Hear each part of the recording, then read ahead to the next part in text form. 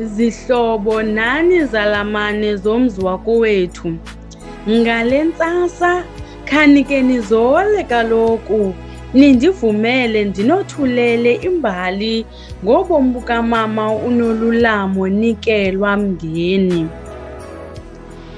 Le mbali icholacholwe likhaya yaze yashicilelwa ngovelwano olunzulu ngumzi wabangcwabi uKamvalethu Funerals.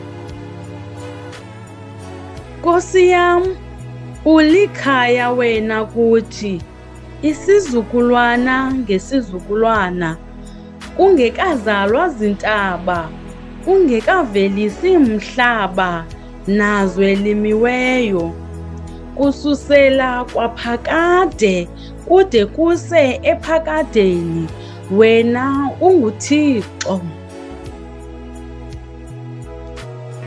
Umama uNikelwa Nolulamo Mngeni walibona ilanga walinyathela elimagadahlabayo ngomhla we-16 kweyeDwarha ngonyaka ka-1968. Le ntyantyambo katata uZiqelekazi ingumafungwashe kubantwana bali-10. Onkaba yakhe yembelwe kumgquba ubuhlanti bukatatomkhulu uNorholo kunye nomakhulu uMathimbathi Kula, yaze yaqingqa yakhula kwilali yaseGogogo eQandu. Sazise kanye ukuyibala imihla yethu ukuze sizuze intliziyo elumkileyo, sihluthise kwakusasa ngenceba yakho, simemelele sivuye yonke imihla yethu. Ufunde amabanga aphantsi eVuyani Junior Secondary School waze aphezulu wawenza eMathandela Senior Secondary School.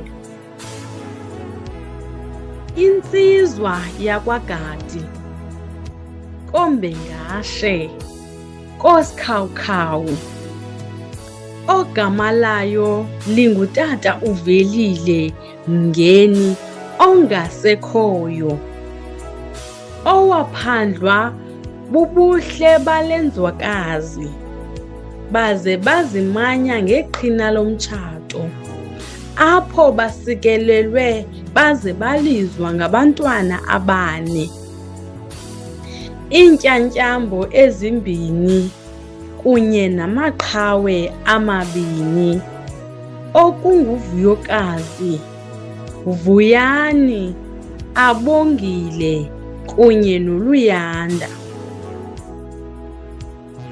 Umbuyisela umntu eluthulini, uthi buyani bonyana babantu, ngokuba iwaka leminyaka emehlweni akho linjengemini yezolo xa idluleyo, linjengomlindo wasebusuku, uyabakhukhulisa balale, ngengomso babuye bahlume njengotyani.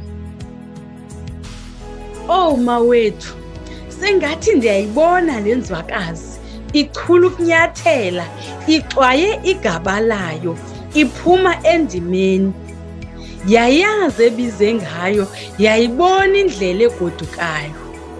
Ngomhla wesi-2 kuCanzibe kulo nyaka uMiyo, emva kwengulo ende, ushiya ngasemva abazali bakhe, abantakwabo 5, abantwana bakhe bobane kunye nabazukulwana abasi-7. Lala uphumle Mafaku, Ziqelekazi, Manyawuza, umzamo omhle uzamile, sizohlala sikukhumbula.